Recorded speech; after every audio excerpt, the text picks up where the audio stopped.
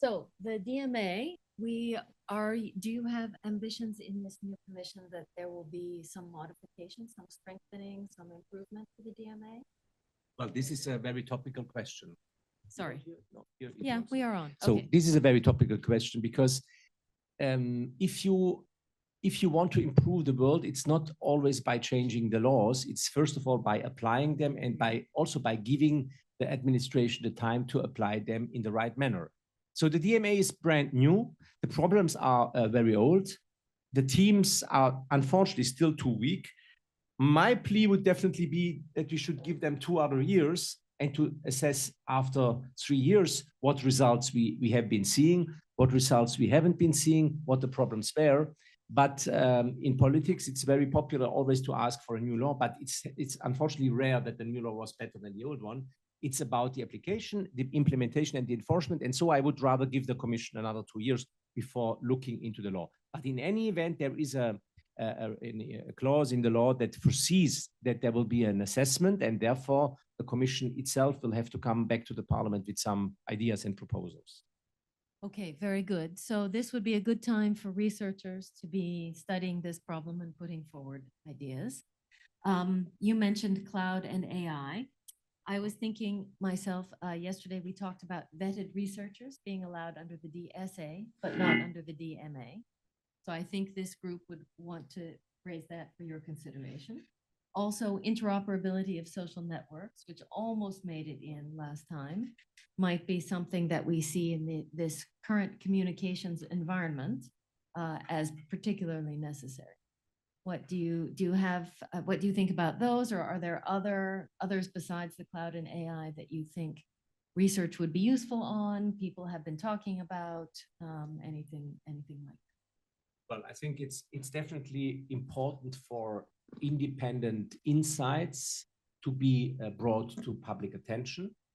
But I cannot hide to you that we have also been seeing in the last 20 years plenty of, let's say, wrong assessments of scientifics in all these matters, which is normal because you can also have a wrong perception, but which is also partly because you have been, no, that is not the wrong sentence.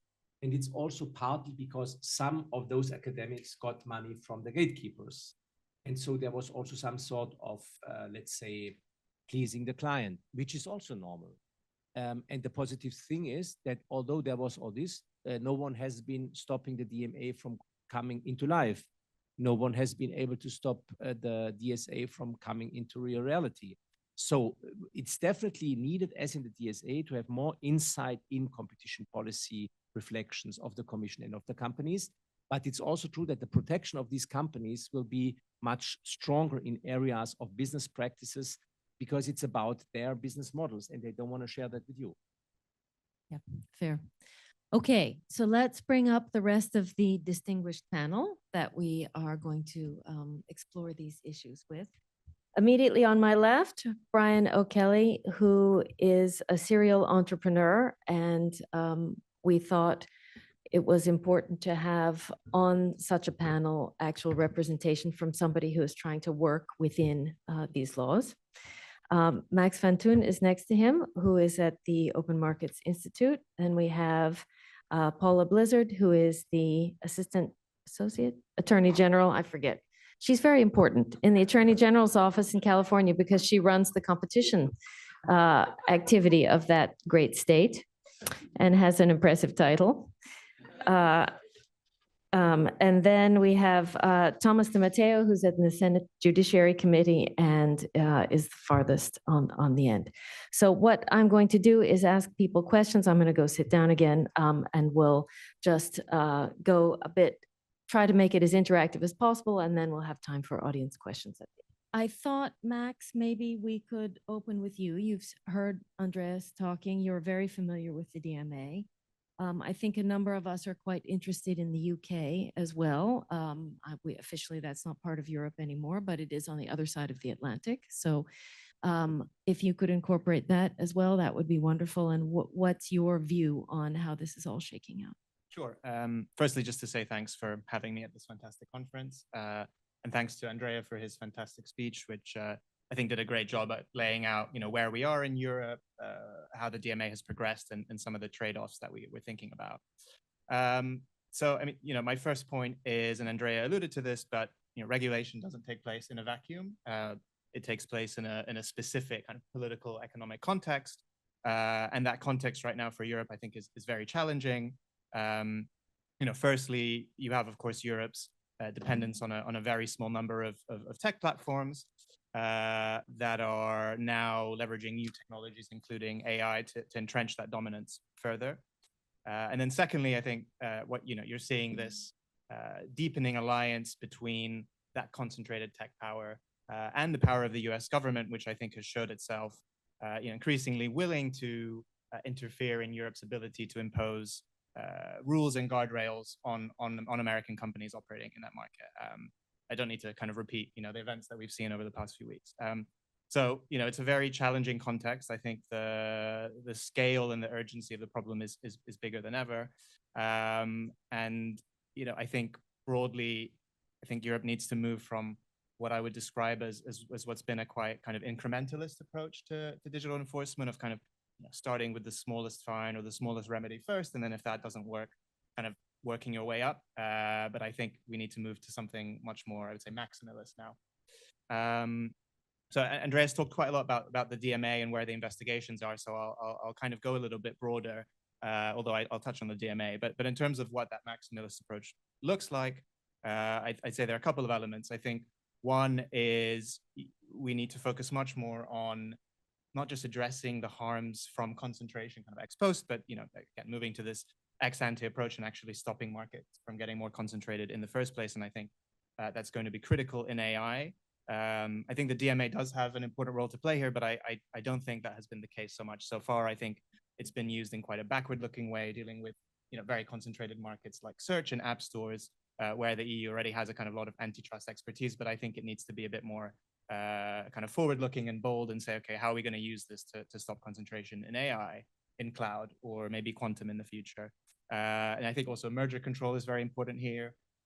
Both in terms of kind of traditional takeovers, but we're also seeing a lot more partnerships now between big tech players and smaller players. And I think we need to make sure that we're able to capture those as well. Secondly, I think we, or Europe needs to kind of focus a lot more on structure and structural remedies. The DMA is ultimately a behavioral tool. You have kind of structural remedies in there, but they're more of a penalty rather than kind of a core part of the toolkit. But I think, ultimately a lot of behavior, a lot of harm that you see in markets comes from the kind of concentrated structure upstream. And so, you're seeing the beginnings of this, for example, in the Google ad tech investigation, where the commission is considering a structural remedy. I'm hopeful that they'll continue with that, but that shouldn't be the end of it. I think that should be kind of the start of a greater willingness to use structural remedies. And particularly when we're talking about these kind of choke points, and this kind of vertical integration that allows gatekeepers to kind of leverage their market power from one market to another. I think a third point is, where we recognize that there are certain benefits of scale. So, for example, in the cloud, I think we're not necessarily going to have 50 or 100 cloud providers. There are benefits of scale there. We should consider whether actually we need to recognize those kind of platforms as essential infrastructure, as we do in other industries, and kind of look at what types of regulatory obligations that would entail, particularly the kind of power of these platforms to discriminate on the businesses and consumers that depend on that infrastructure, and make sure that everyone has fair access. And I think the cloud is a particularly good candidate for that, and it's such an important kind of input for AI that I think that would be kind of critical in keeping that market open. And I think the last thing, which is really important, is kind of moving beyond this, say, siloed approach that we see in EU digital enforcement, where you kind of have, you have the AI Act, you have the DMA, you have the DSA, but they're largely enforced in isolation. And I think it would be, more effective if actually the Commission kind of identifies a set of overarching problems that it wants to solve, whether that's protecting democracy, ensuring resilience, making sure that we have broad-based competition and innovation, and then thinking about how those tools can work together. And, Alexander Strail, he talked yesterday about whether we need some kind of EU-level digital regulator. I think that's a good idea, but it might take a while. And so, we should think of steps kind of in the immediate term that we can do to foster that kind of collaboration. So yeah, that's my starter for 10. Great. I thought that each of us might have a short question for Max as we go around giving our thoughts. Does anybody on the panel want to follow up? Paula. Sure, I'll leap in. Hello, everyone. I'm Paula Blizzard. I am the Senior Assistant Attorney General. I knew it was complicated. It's all right. I'm the head of antitrust in the California Attorney General's office. So you just mentioned a lead digital regulator. I want to push back against that a little bit. And I'm wondering if you can talk to me about other industries that have flourished and innovated and created life-changing events that were regulated to that degree. That is a tough one.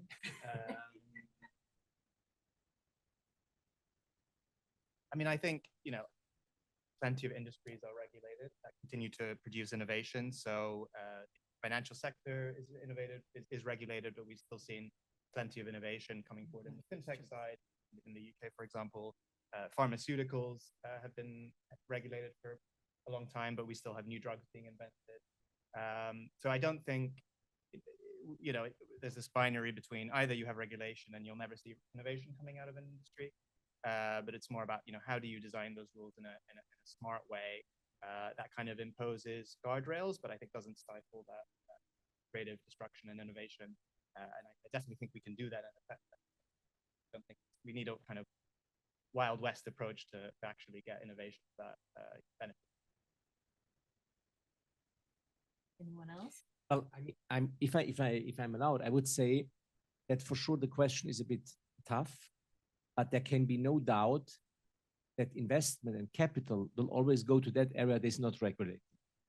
And that should give us some food for thought, because that's not what we want. Now, in telecoms, we may have also badly regulated, so that are good reasons for money not to be there invested anymore.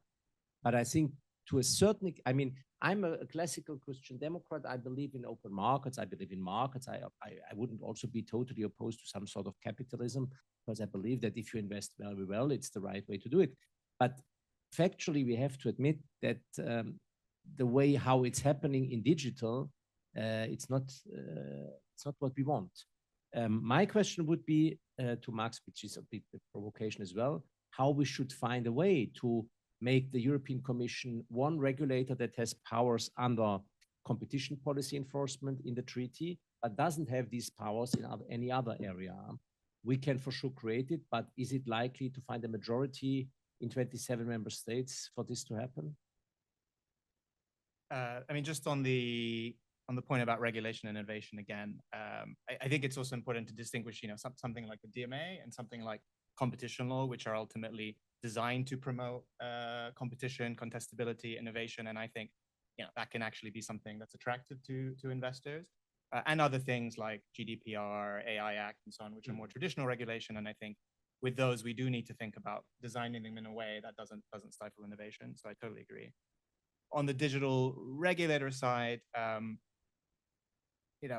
don't necessarily think it's about creating such a formal structure and wasting a lot of time doing that, because I think we need to move quickly.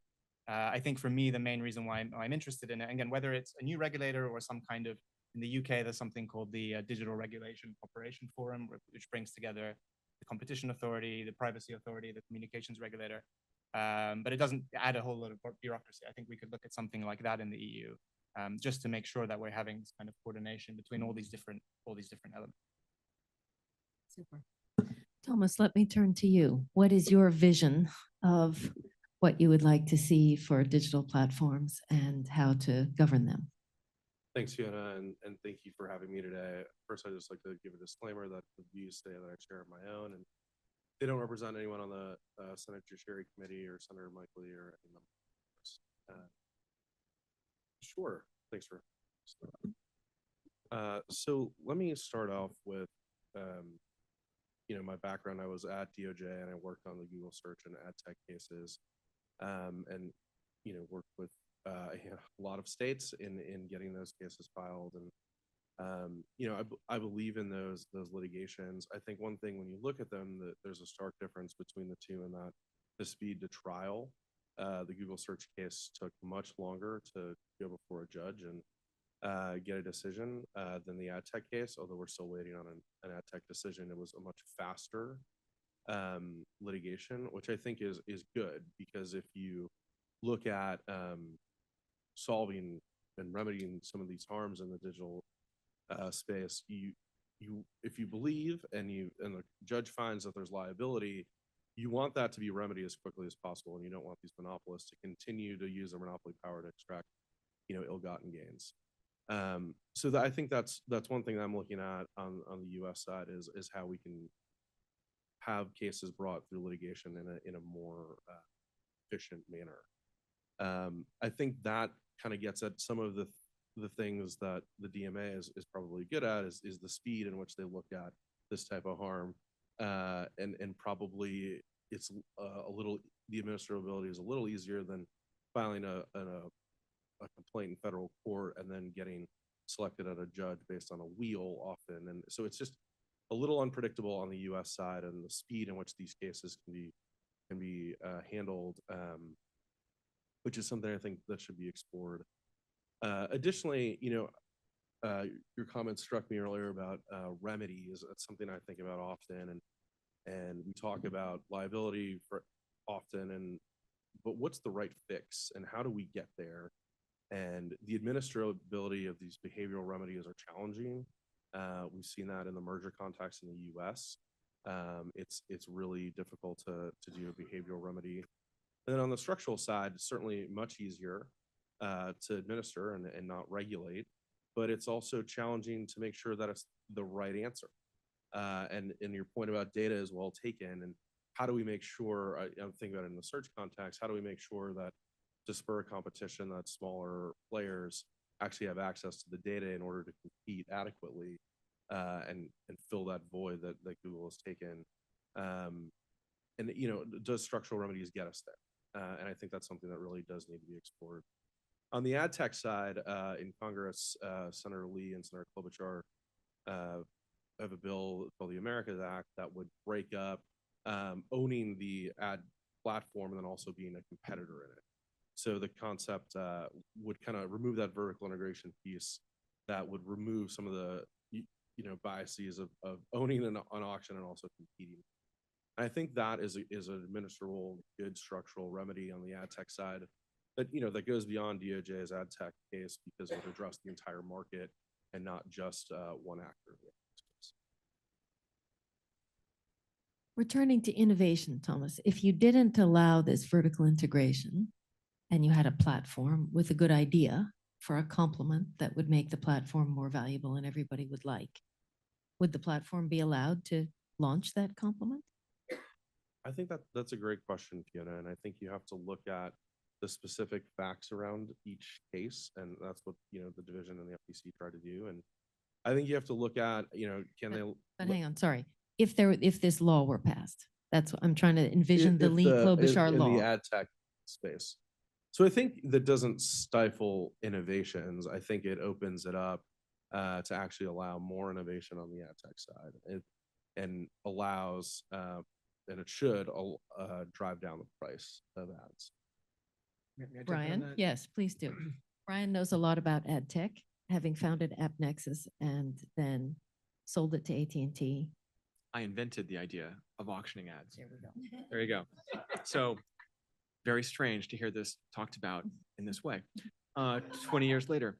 A couple points. One is, it was evident in 2012 that when Google bought DoubleClick in 2007, they had violated the promises they made to the government about not abusing this acquisition, and the government did nothing.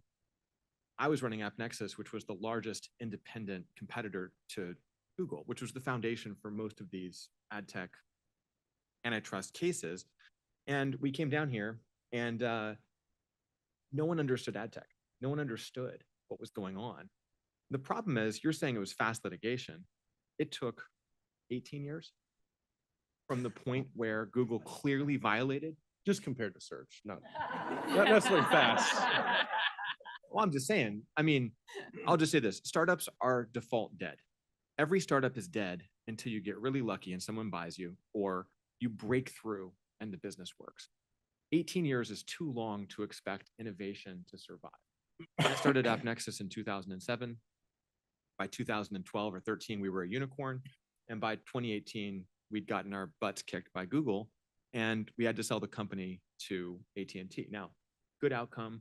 I made a lot of money, but we didn't save the world. And AppNexus was interesting because we were the first platform to take action against hateful content online. If you look at the debates we're now having about brand safety and GARM, I was out in front of every other person. We banned Breitbart in 2016 and were attacked by every conservative, congressperson, media figure, horrible things happened. And I only say that because I think the world would be better had we had a fair chance to compete with Google, to have an open dialogue about what kind of content do we want to monetize. We worked with Axel Springer in Germany to come up with a GDPR compliant way to do consent management that wouldn't have been quite as annoying as those little cookie banners. You know what happened? Google decided they wanted to do it their way. And now we have really terrible cookie banners that are still probably the most annoying consequence of my work. You're welcome. But I just point out because it's impossible to treat that as a fast case. Even today, were Google to spin off these technologies, AI is dominating the web. The web is dead. The web is dying at least. And so another question would be, at what point do we consider ChatGPT to be a monopoly? A couple weeks ago, my wife said that her boyfriend had some advice for me. And I was like, who's your boyfriend? And she said, Chad. I was like, Chad? She's decided ChatGPT is her boyfriend. And sorry, I shouldn't bring up my personal problems. But it has transformed so many people's lives to have someone they can talk to, either as a therapist or as a personal assistant or as someone to help with papers. But the traction that ChatGPT has gotten so quickly means that very quickly it's going to be a question of, are they going to dominate what is now going to be bigger than the search market in a time frame that we can't even imagine? We don't know what the future choke points will be. The question actually is not about ad tech, because ad tech is irrelevant. What really matters is, what if I come up with a service that I want to plug into ChatGPT that is a complement, that is incredibly valuable? Imagine I want to build an ad platform that can advertise on all those chats, that can insert ads or find ways to democratize AI for the 7.5 billion people who won't be able to afford a couple $100s a month. This is giving the power of artificial intelligence to every person on the planet. We have the processor power. We don't have a business model. Will they let me do it? And that's the conversation. So I'm all for ad tech regulation. 10 years ago, when I still had a company.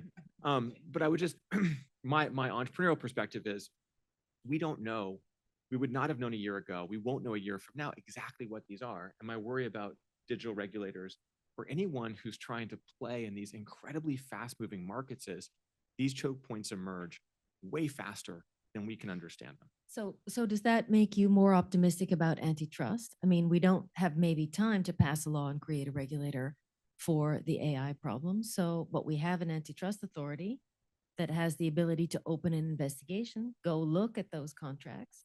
You think that's enough? I mean, if OpenAI doesn't buy anybody, if they continue to get massive $100 billion investments, or we keep building $500 billion data center clusters with foreign sovereign wealth, I mean, maybe we'll have our own sovereign wealth to spend on OpenAI data centers. Where's the antitrust moment? I think it has to be, if you've got an investigation open, the idea is that instead of not understanding ed tech, you arrived in Washington, no one understood what you were talking about. It seems to me with AI that people are much, much more alert to the antitrust problem, to the competition problem.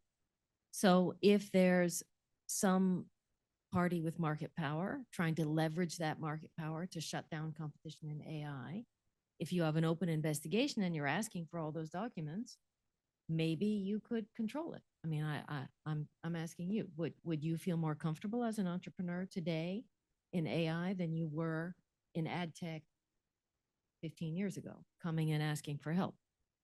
I mean, the market power of Google and Amazon and Meta is so immense right now. And then you have, all the foreign influence. I liked your Chinese exploitation. I mean, if they're just taking all of our investment and distilling it into cheaper models, DeepSeek now has more traffic than Gemini. Google can't compete with a distilled versions of its own products. I mean, this is wild to me. The thing I would say, though, is that having open source models that are incredibly cheap does mean innovation doesn't require this level of investment. Right. So there's an alternative explanation which says, maybe actually you mentioned Mistral. That team is like 18 guys in a warehouse in Paris, and they're doing amazing things. They were the cutting edge for at least a couple months there. I don't know if we're at that point yet. So I think that's the risk is, do we know where to point our, I just think it's happening so fast. Yep. We don't know yet. Yep. Okay, Paula, let me turn to you. In light of all of these remarks, what's the sentiment like in the hotbed of innovation that is California? And what is California doing that might be relevant to these problems? Sure. So let me actually give my disclaimer first. I am actively involved in all the cases we've been talking about this past day, and lots of folks yesterday were saying they were former regulators. I am not a former regulator. In fact, I'm not really a regulator at all. I am a litigator, and I am a current litigator, meaning there's only so much I can say about all these cases because we are in all of them. And so the views here are strictly my own. They are not the views of us in our court cases, nor the Attorney General, nor the governor, nor anyone else in California but me. I would love to respond actually to some of the comments from a moment ago, but instead, no, it's all right. I'll do it later. Let me talk about the mood in California. The mood in California is the same as it has been for a long time, which is we are a hotbed of innovation. We believe in innovation. We believe in new ideas. We believe in disruption. We believe in everybody from all over the world coming and trying to make something new in California, and in showing that you really can do it faster, better, cheaper, keep all three. There's literally a billboard like that on the 101 corridor right now if you've driven through San Francisco lately. So at the same time, as I said, we are in all these antitrust cases.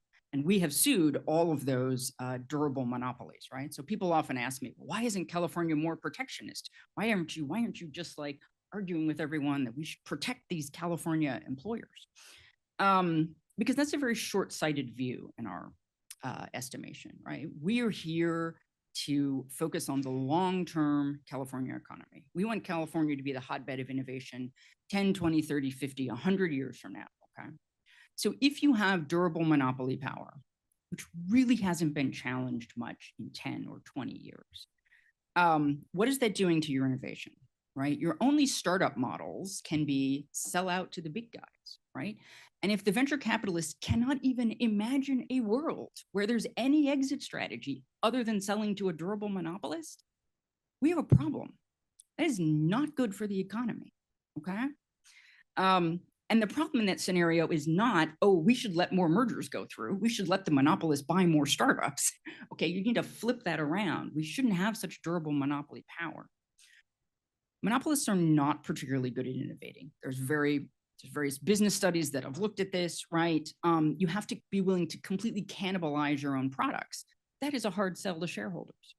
You have to be willing to convince all your managers, hey, I know you've got this product, but instead of making an incremental change to make it a little better, we need to throw it out, right? They focus on incremental changes, not drastic changes. They have to preserve their existing shareholder value. It can come down to things like it's hard to motivate the employees because you haven't got those startup dynamics. And various companies try this by spinning off little groups and treating them like little startups and trying to have startup culture and all that sort of stuff.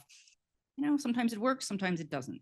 At a broad stroke, it is really hard for monopolists to completely innovate and disrupt their own industries. There was a paper yesterday about ecosystem entanglement, I think was the title, right? And it reminded me a lot of a paper that when I was looking at it last night, is actually cited in there. It's by Mark Lemley. It's about co-opting disruption. And he talks about the fact that some of the 5 largest tech companies have had sort of durable monopoly power and not really been challenged for almost 20 years, and all the ways that they do that. all the ways that they co-opt and limit disruption. So all that to say, we are in all these lawsuits. We are big believers in innovation from all over the world. And let me also say in this current environment that antitrust is incredibly bipartisan. And we love working with our Republican colleagues, and I do it every day. It is very bipartisan. We all see a problem here. So what we're here in a bit to talk about DMA, right, which is regulatory. Most of US law is not regulatory. It is not ex ante, it is ex post, it is litigation, and way too slow for every company that has ever come in and complained to me that I was not saving their business, which happens every day. Okay, let me talk to you a little bit about potential regulation and about potential changes to the law. So there is one project, the California Law Review Commission. It began in early 2023. It has now been going on for 2 years. It was charged with considering updates to California's state antitrust laws. For those of you who are not lawyers, there are federal antitrust laws and there are state antitrust and competition laws. The states are in the enviable position that we can enforce both. And we can enforce both sets of laws, and we can work both in our federal courts and in our state courts. The state courts appeal up only to the California Supreme Court. Okay, so it is a different mechanism. We don't go through the federal courts and the US Supreme Court. They just came out with some staff level recommendations. They hope to have a recommendation to the legislature by the end of the year. You may say, wow, this is really slow. Even one of the California state legislatures, which is on this commission, said it is slow and we may in fact introduce things sooner. But to give you a flavor for the recommendations, they were in many ways advocating that California have different laws than the federal government, but still within the same antitrust paradigm, which is to say, adding to our state laws the ability to go after monopolists, which with some exceptions, I generally don't do now. I use the federal laws for that, to considering an abusive dominance standard there instead of what the feds use right now. And the abusive dominance is the standard used much more in Europe and other places around the world, to give independent merger control and merger review to the states as well, and also to look at a different standard than what is used in the federal cases.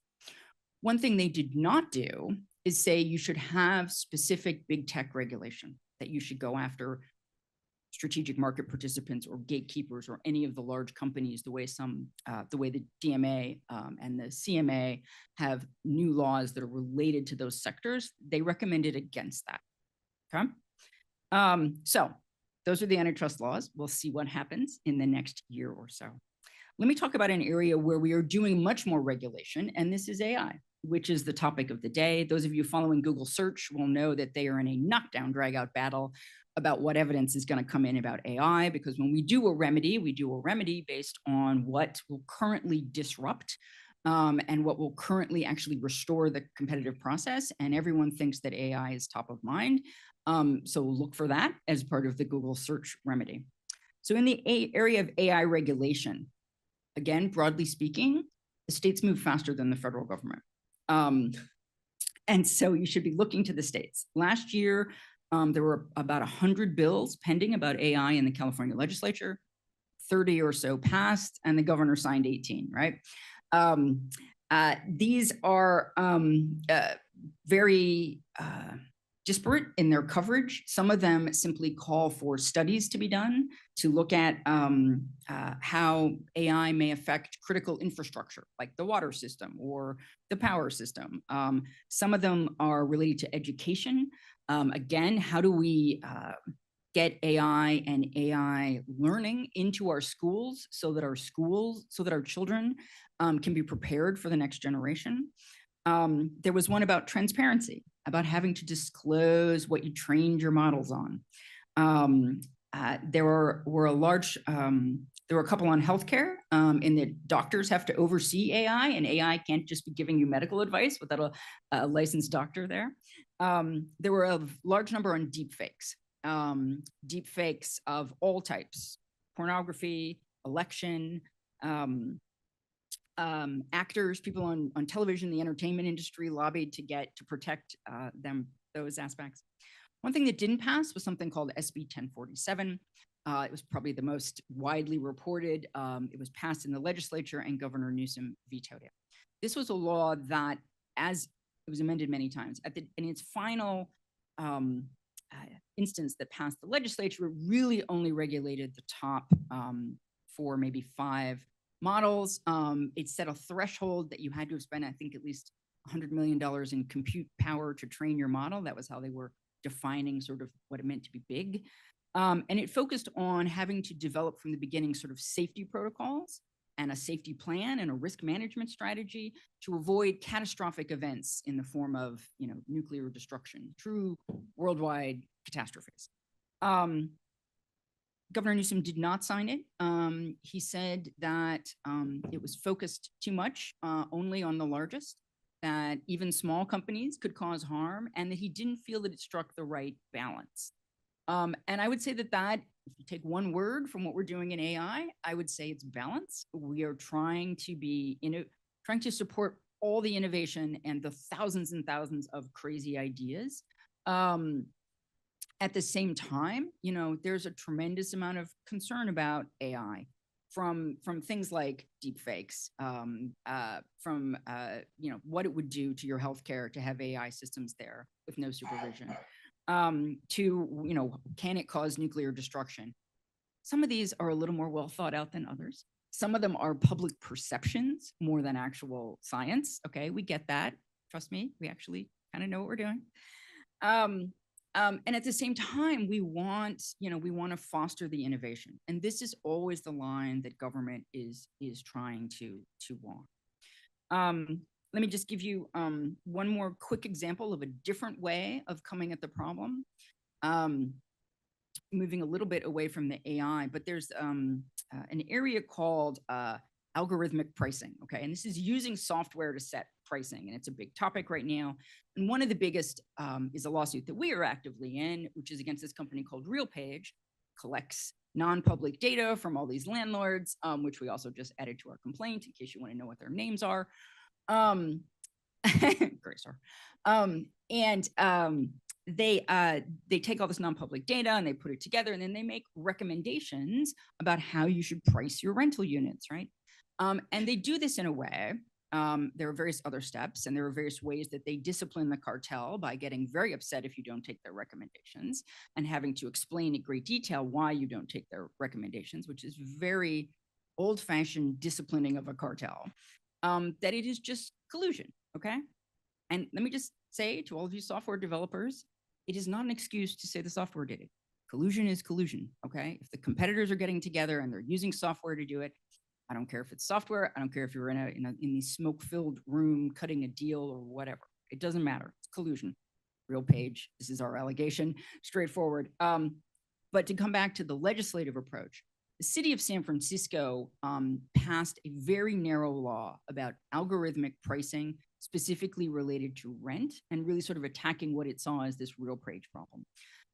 So if you use algorithmic price, if you use an algorithm software with non-public competitor data to make specific recommendations about pricing about rental units, it is both illegal to sell and to use that in San Francisco. And so I wanted to give that to you as an example of, it's the opposite of an incredibly broad, sweeping piece of legislation. It's incredibly narrow, focused on what they saw as a very particular problem.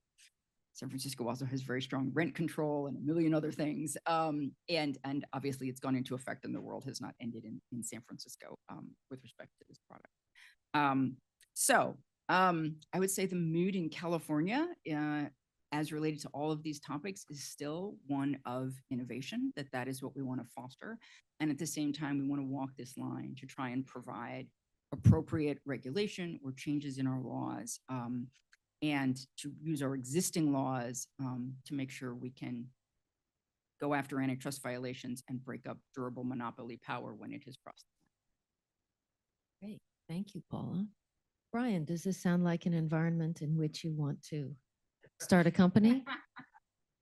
Well, I mean, as a New Yorker, big fan of California. No, I mean, I'm on the board of a California-based public company, and I think the the state first mindset is really powerful. I think the federal processes are a little more opaque. And I think, as an example, I wrote a LinkedIn post about something related to the California privacy laws. And someone from the Attorney General's office reached out to me and said, "Hey, what do you mean?" And I was like, "Huh, there are people there, which is I think actually really healthy. It's a very human scaled conversation. I think it echoes some things we've seen from Europe as well, which is that, we were invited to Brussels many times to come and have conversations about, how should we think about privacy in the conversation of, ad tech and things like that. And I think for me, that's actually a really healthy environment to operate. You don't get the sense that you're going to get surprised. 1,000 AI bills is a lot. Probably 10,000 this year because AI is going to write them. But no, I mean, I think California knows it's the hub of global innovation, and the fact that you respect that and want to foster that, but also protect from really clear and present harms like RealPage. As a human, I would like to live in a state like California or New York or others that really do care about citizens. And by the way, I'm a dual EU citizen. And one reason that my wife and I were like, we should really strongly consider moving there at some point is because we feel like we want to live in a place where, the values of people are protected. So yeah, go California. Questions from others on the panel for Paul? Well, I would also like to say that, sure, lots of respect to the jurisdiction in California, but aren't you a bit too much in love with innovation and competition and have ignored for too long time IP law protection?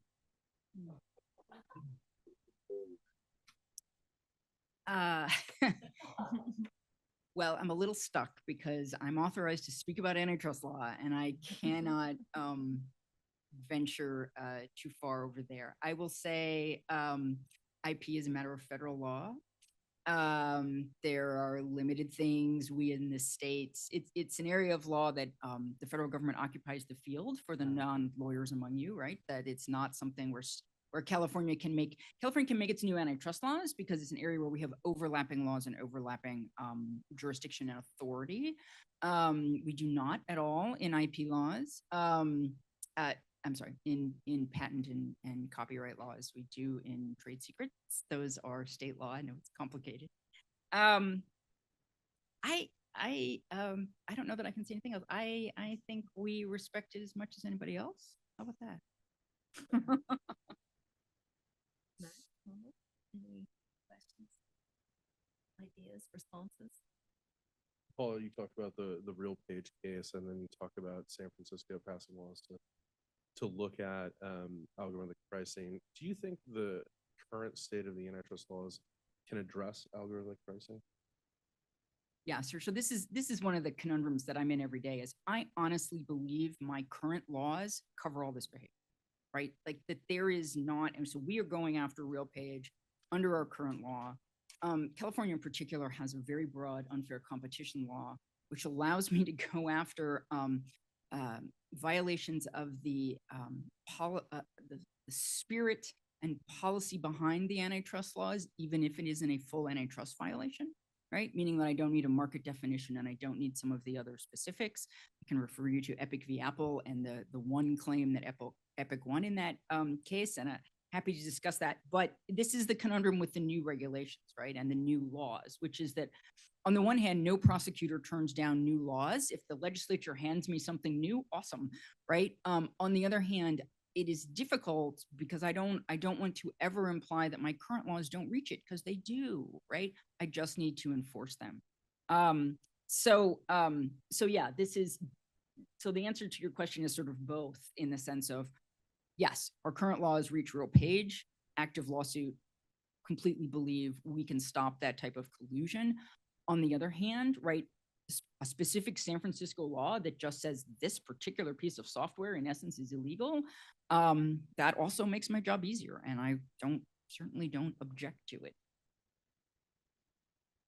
So my question would be, given we're looking at a more confrontational relationship between the US government and the European Commission, national European governments, particularly on this on antitrust and tech regulation? What do you see as the prospects for collaboration between California and other states and the European level, national level authorities, particularly when it comes to dealing with big tech market power? Yeah, I really hope we are not headed for more confrontation. As a in the area of competition law, these types of economic policy, I know there have been statements. I know that that we could be headed toward that. But I honestly don't think it helps the companies, and I don't think it helps us. And there are other areas in the Attorney General's office right now where we're having a lot of, not mine. I'm not going to speak about any of those, okay? But California feels very strongly about other things, okay? Immigration, climate change, healthcare, tons of things, right? That's not me. I'm not here speaking about that. In antitrust, we work together all the time, right? In our Google Play case, which is only the states and not the feds, we have 50 states, Puerto Rico, and 2 other territories, I think, all on that case together, all agreeing that what Google did was a problem. I cannot think of anything where that many attorneys general representing the entire country felt the same about something and were willing to come together and work together. I am going to do everything I can to focus on the underlying economic issues, the antitrust issues, and I am not at all afraid to reach my hand across the aisle and talk to anybody and reach my hand across the ocean. I'm more than happy to work with people all over the world and talk about the real problems and what they see as an issue and what we can do about it. Fantastic. I want to follow up on the innovation point that you've been making, Paula, and just ask you, Andreas, about that, because yesterday we talked about the DMA as a tool to stimulate innovation. The Draghi report was very strong on Europe needs to get better in this regard. There need to be reforms and investments and openness and more attention to innovation. Do you think the enforcement of the DMA is headed in that direction? Is this sufficiently appreciated? Because when we use the word regulation, people's instinct is, oh, that's the government telling me what to make and how to make it and how much to charge for it and so on. And I think your vision of the DMA is not quite that.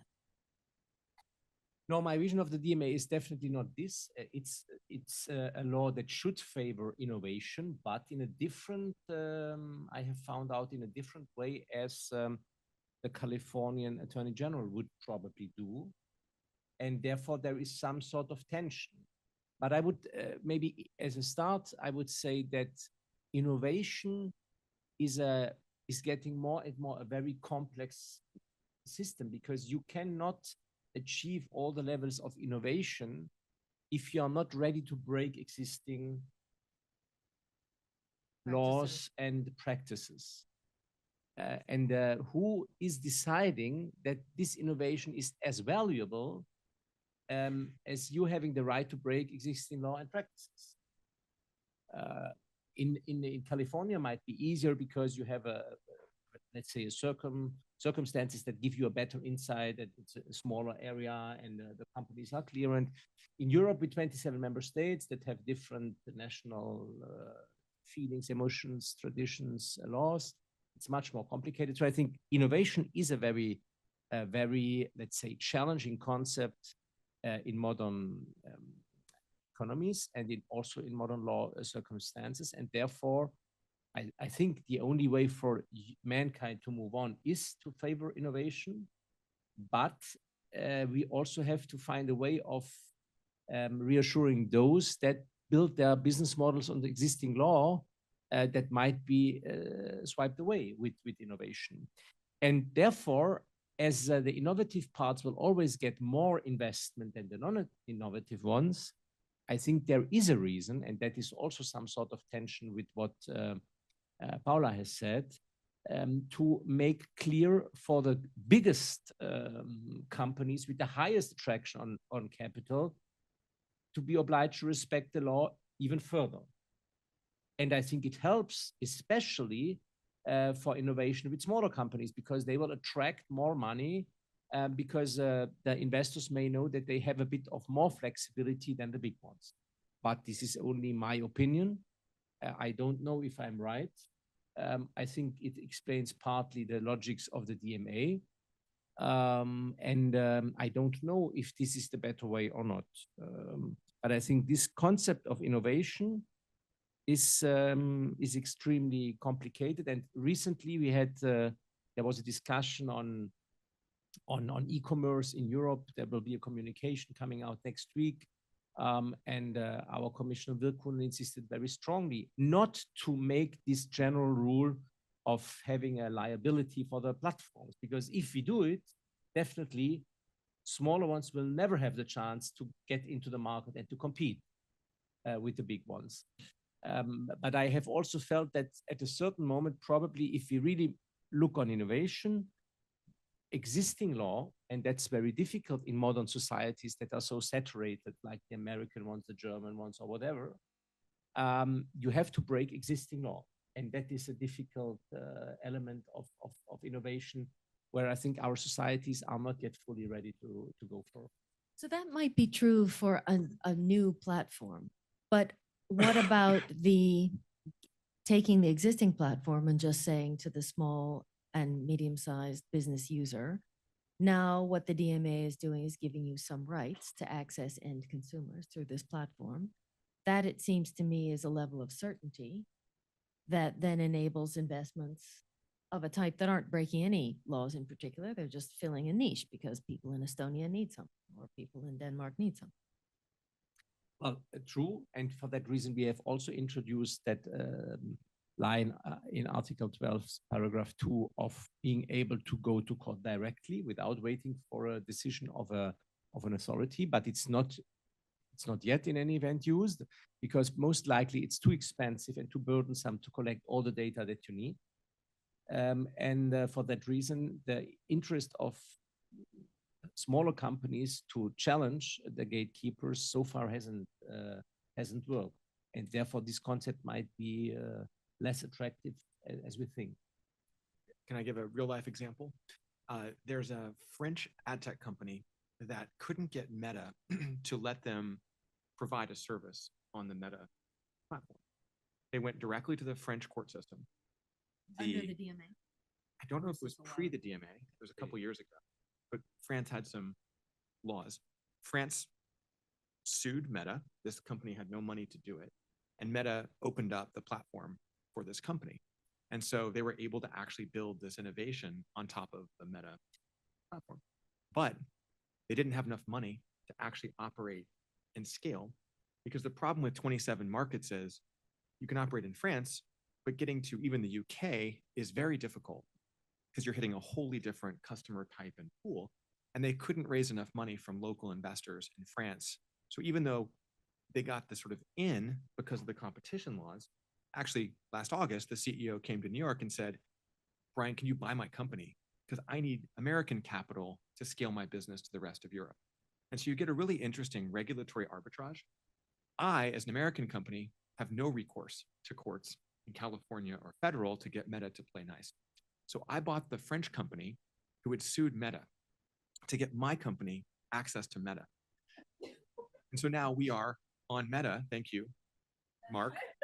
And it's really fascinating. But I now have more employees in Europe than I do in the US because of this thing. So you have these weird innovation patterns. The one market idea is actually the hardest part, I think, for the European innovation. Is here you've got one language, really you have a 300 million person, very rich market you can start with. There, if you're French, I've bought a lot of small French companies over the years because there's incredible engineering talent, but they can't get the capital and they can't expand. So I think it's like step one is exactly this point. But step two is we still need to find ways to allow companies to scale more aggressively, because there's no such thing as Europe. France and Germany are not a market. And I think that's the hardest part for me, is it's not enough just to fix the competition issues. Yeah, so a few thoughts on the innovation side. I mean, firstly, I think often when we have discussions about innovation, we don't necessarily unpack what we're talking about, what kind of innovation. And I think distinguishing can be helpful when we're trying to design public policy. So you have innovation that is disruptive and that challenges the market power of incumbents, and you have innovation that is basically reinforces their market power and their existing monopolies. So I would argue we want more of the former, for example, and I think ex ante regulation can do that. There's regulation that is kind of beneficial for society, and there's obviously that's subjective, but there's regulation that's toxic. For example, if AI is simply used to kind of harvest more data on individuals and target them and manipulate them more, I'm not sure that's kind of an innovation we would want in Europe or anywhere. So that's kind of a definitional point. On your question, Fiona, it was to Andrea, but Andreas about the DMA. I think the DMA and other ex-ante regulation could be a very promising way of opening up access or sort of opening up markets and introducing more competition. I don't feel that that's necessarily happening so much, but I think we could use these tools to, for example, and I'm thinking of AI mainly here, but really open up access to computing power and make sure kind of any startup, whether it's Mistral or company we haven't heard of yet, has access to that infrastructure. And I think right now in the cloud market, there's a lot of discrimination and different companies are treated differently depending on, for example, whether they have a partnership with a big tech company. So I think ex-ante regulation could be useful there. I think we also need to make sure that kind of challengers have access to the data they need to compete. And I don't really think we have mechanisms at the moment to open up data at scale. We have, data portability for individual businesses, or the Data Act in the EU kind of gives, consumers data that is generated on them through devices they use. But again, kind of opening up aggregate data, I don't think we have a mechanism yet. And I think it will be very important to make sure, and again, the DMA is already doing this to an extent, but making sure that all the existing channels like search engines, app stores, browsers are accessible to everyone, because I think something we're seeing in AI is that the gatekeepers are integrating their AI services into those monopoly platforms that they control. It's a form of self-preferencing or bundling or tying, but that's going to make it very hard for an independent AI startup that doesn't own those platforms to compete. And then I think finally, and you asked me earlier about the UK versus the EU. So in the UK, there's a piece of legislation, probably everyone knows, the DMCCA, which is kind of like the DMA, but it has some important differences. And I think one advantage of it is it didn't try to specify in advance exactly what types of technologies were covered. So, the DMA, we need to update it, for example, to have AI foundation models. The UK legislation, you can use it immediately on any kind of digital platform. So I think that's a big advantage. The other thing is it has kind of structural interventions in there as a core part of the remedies that can be used. So, I'm hoping that it can be really kind of a pioneer in addressing some of these issues. I think there are questions about how the CMA's liberty to do that now in the UK, given the political environment. I can talk more about that later. Thomas, did you want to follow up with anything? I think it's a great point regarding AI and how you access AI. You don't want AI, especially the chat, to turn into search. And we talk about in the search context defaults and whether or not you see Google and Apple with the ownership of the mobile iOSs, the operating systems, to start self-preferencing their own and preloading their own AI and disadvantaging other third-party AIs to the benefit of their own. And then I would also point out that when we've kind of talked about how we got to how large these digital platform companies are, I think you're right to point out earlier, but in the ad tech space, about these acquisitions. A lot of the issues that are caused and how we got to why these large technology platforms are so big is because we've allowed in the US mergers to go through that probably should have been looked at more skeptical and been blocked. And you look at the Facebook complaint, you look at what's happened in ad tech or you can search, and strong merger enforcement can help prevent the issues that we're trying to fix on the back. Yeah, I think that's an important point. We have time for audience questions, so please raise your hand. There's microphones because we're being live streamed, so we'll go, wherever Bo can get to first, I think. Okay, back there, and then down in front here, please. Yeah, go ahead, sir, in the back. Yep. Hello? Oh, yeah. Hi. Thanks for the very enlightening conversation. I had a question for Max. One of the points you made relatively early on in the panel was that cloud storage, cloud computing would be an area that you wouldn't be too worried about competition issues because of the economies of scale that happen. I was wondering whether you had any concerns about singular point of failures in that case, and whether you could talk about that a little bit. Absolutely. So I wouldn't say that I'm not worried about competition issues in the cloud. It was more this kind of question of what kind of market structure we have in the cloud. And I do think because of the huge investments that are needed and the economies of scale of providing those services to many businesses at once, I think there is a certain logic of having a relatively smaller number of players. But I do think at the moment, like the market is not functioning well. I mean, there have been a lot of studies by competition authorities in Europe and other places showing that you have, for example, very little switching between the different cloud providers. Like once you as a business signs up to AWS or Azure, it's very hard to leave. There's very little interoperability between the different providers. It's very hard to port your data over. And they also use all kinds of discounts and credits in a kind of discriminatory way to really keep you locked in. So we do need to address that because I think, we have sort of 3 players more or less of about 80% of the market, but there's very little movement between those. Competition isn't working there.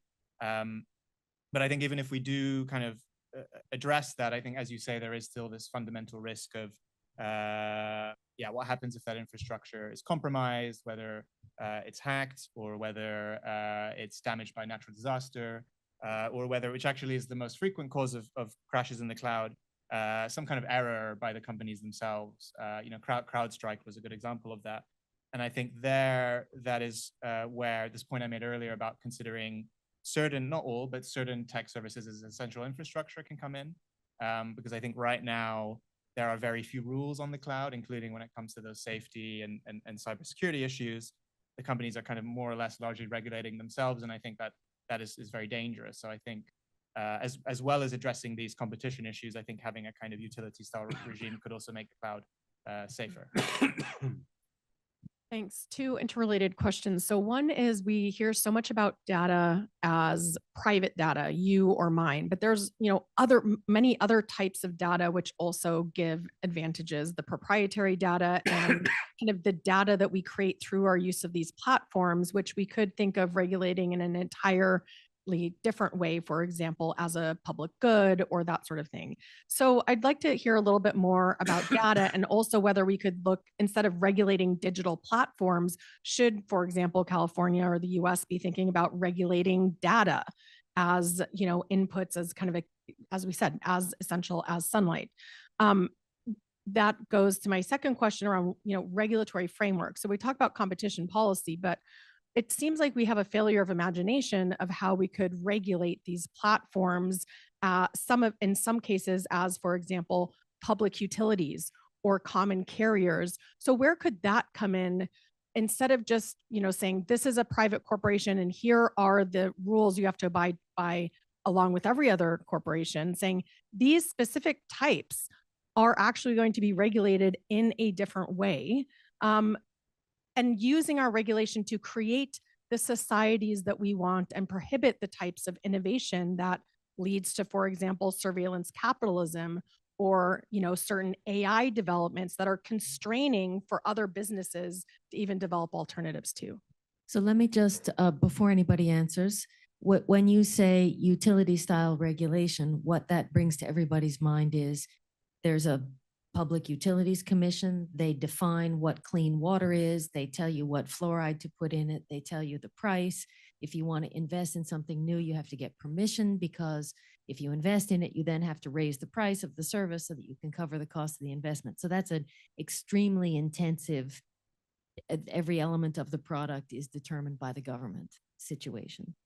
And so I think by saying you want these platforms to have that kind of oversight, that implies a lot about innovation, right? We don't want innovation in water because we understand what it is.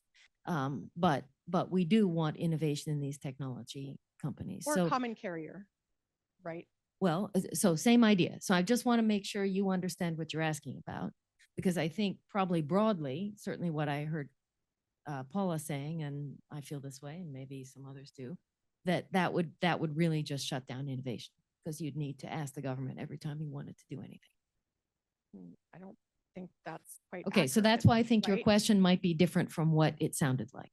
Well, some of the common carriage requirements, for example, around basic anti-discrimination requirements, requiring, not being able to, for example, on certain types of platforms, discriminate against specific types of users, right? That you can have light level and you could have deep level, There we go. right? Okay. I mean, you're we could talking also about have different types specific of- kinds of laws that would Yeah. do fix particular problems. May I add a concept, which at least in my world, we talk about a lot, which is data gravity. If you have a lot of data, you can create more personalized services. You can create more effective advertising, which you can call surveillance.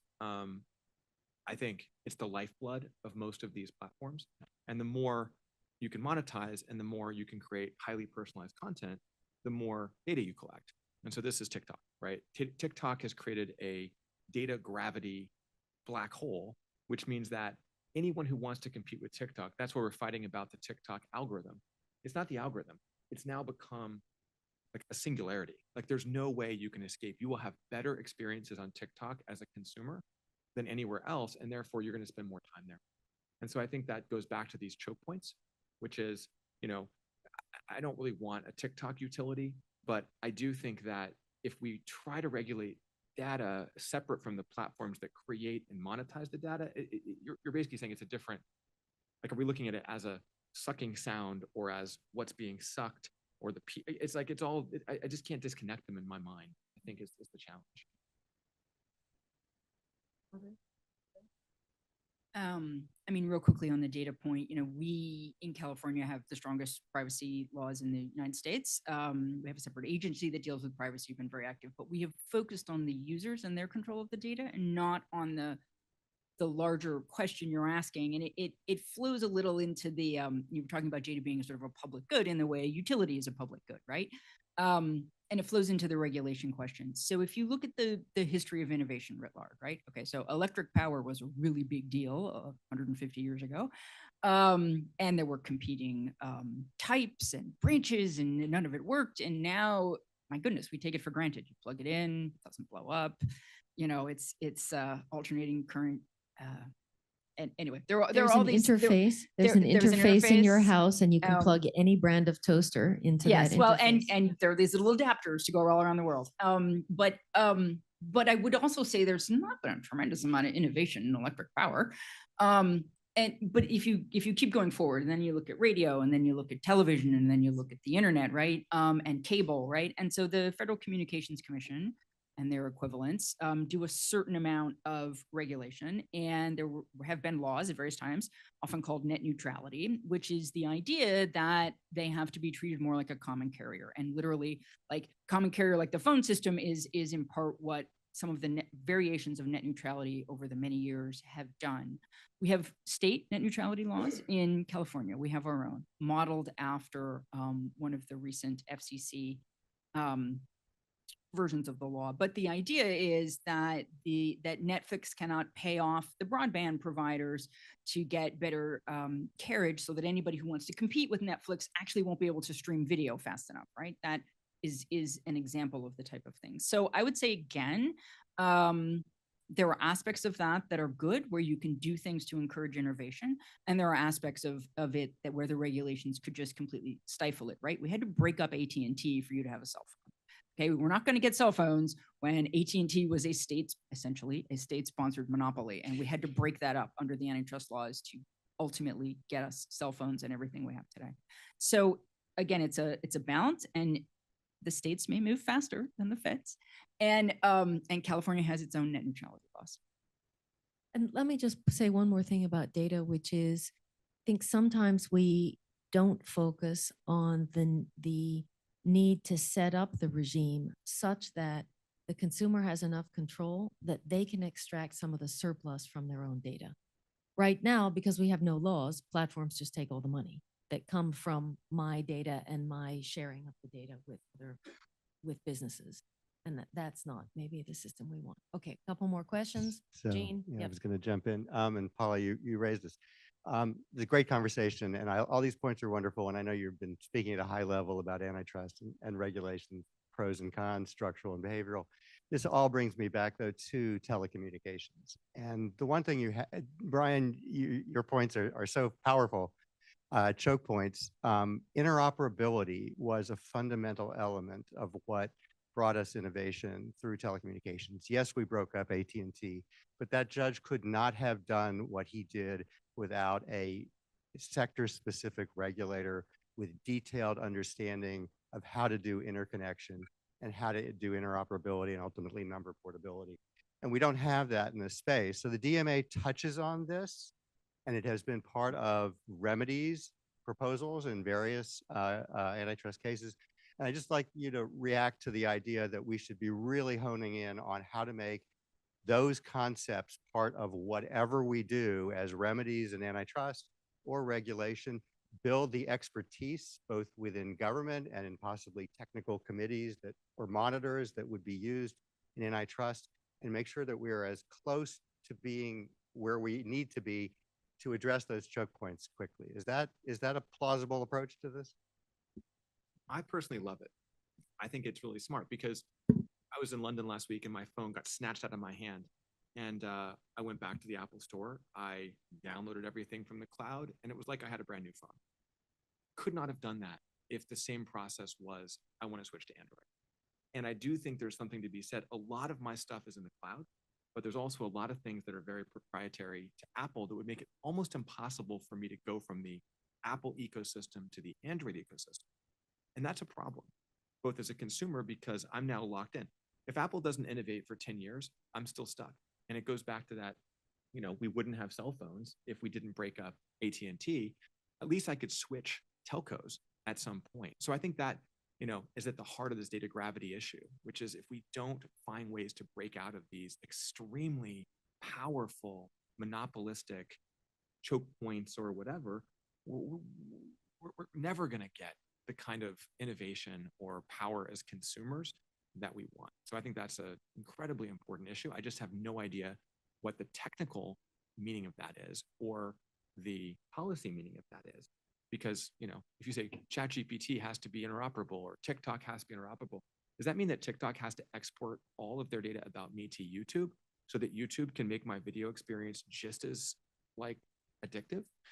I mean, that'd be cool. Does someone else have the mic? Let's have Can I- here sorry. and then Avery. All right. Hey, so, linking to interoperability and also the presentation we saw yesterday about entanglement in ecosystems, I wanted to hear from the panel about ideas to get these companies competing more with each other. I think that is not something. So when we talk about regulation or competition or remedies, it's always about letting little tech compete better. But what can we do from the point of collusion? The 26 billion from Google to Apple is a good example where you can clearly see that, but it seems it may not be possible legally, perhaps, to bring a case. So that is one question. And for Brian, it seems to me entrepreneurs always seem to fail on distribution. The bottleneck seems to be distribution and getting access to the consumer. It doesn't seem to me, I haven't heard an entrepreneur tell me that I don't have access to the inputs I need to get my product to market, to sort of start developing a product and get it to market. It's then getting into the consumer or businesses that seems to be the bottleneck. Would you agree with that? Or, you can get the cloud computing. You can And get let me engineers. supplement that question. Does the DMA help at all? Because it seems to me that's one thing the DMA actually does is say you can have access.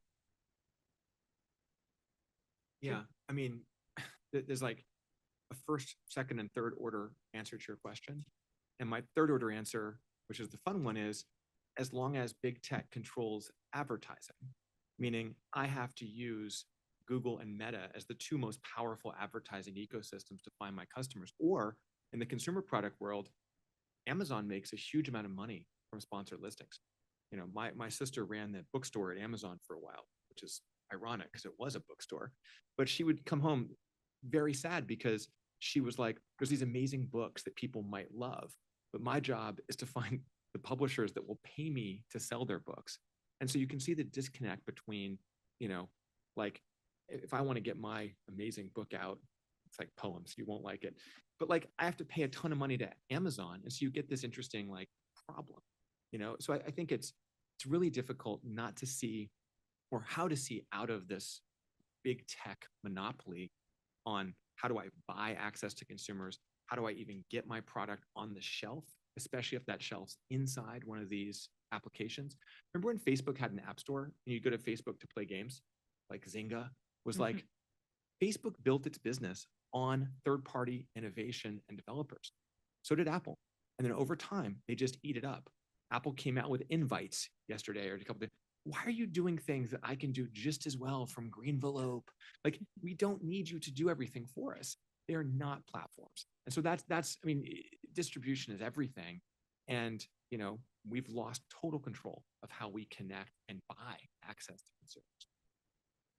You were speaking before about choke points, no? Yes. I mean, we have to say that Europe was first in creating the choke point on mobile communication with the unified standard of 800 hertz on mobile, on GSM. Because in the US, there were several standards at the time. But I think it's very difficult for policymakers to know exactly at what moment in time, what choke point there is. There is the Internet Governance Forum. I don't, people still go there, but the internet itself is not anymore the reason of the question. So the question will be, what are the choke points that we can come up now with some standardization that would allow this interoperability and that fair competition? And this, I think, policymakers don't know. And I haven't found the answer so far here.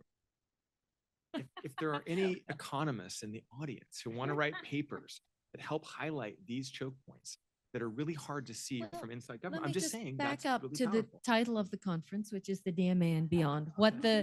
What actually the DMA does is not empower a regulator to assign the choke point, but lets the platform say, right, we're now obliged to share data with you. Here's the format in which we are going to share the data. It's compliant because it's machine readable, it's whatever. But in some sense, it's outsourcing the interoperability decision to the CPS, which may or may not work. We'll find out. Okay, Avery, and then I think we might be out of time. Yeah. Thank you. So my question is, what happens when the companies don't obey the law? So we've had the DMA in effect for 11 months, and you've got a suite of non-compliance investigations. In the United States, we have companies destroying documents, marking them as privileged, and judges finding that that's a massive problem. And we have another one where there's a contempt of court petition for failing to actually follow the law. So what do we do? And I think I'm mostly looking at Andreas, Paula, and Tom on this one. What do you do as enforcers and lawmakers when the big guys are so big that they've just stopped caring about the rule of law? Well, I mean, first of all, it's a fact that we are bound by the rule of law, and we should not only hope, but also believe that it will be, and there is. And secondly, I have no doubt that the European Commission will do the utmost to apply the law, to enforce it. It's for sure their utmost, let's say, belief that the cases that they go for are safe in courts after, and therefore better to take some weeks in investigation and have a safe result instead of running too fast and losing in court. That's my guess, and that's what we fight for. Yeah, I mean, it's California will aggressively pursue enforcing all of its laws and all the tools that we have at our disposal. But if you're not aware, Apple has a $1 billion litigation budget. You may be shocked. I do not have a $1 billion litigation budget. And it is a serious. I'm not sure.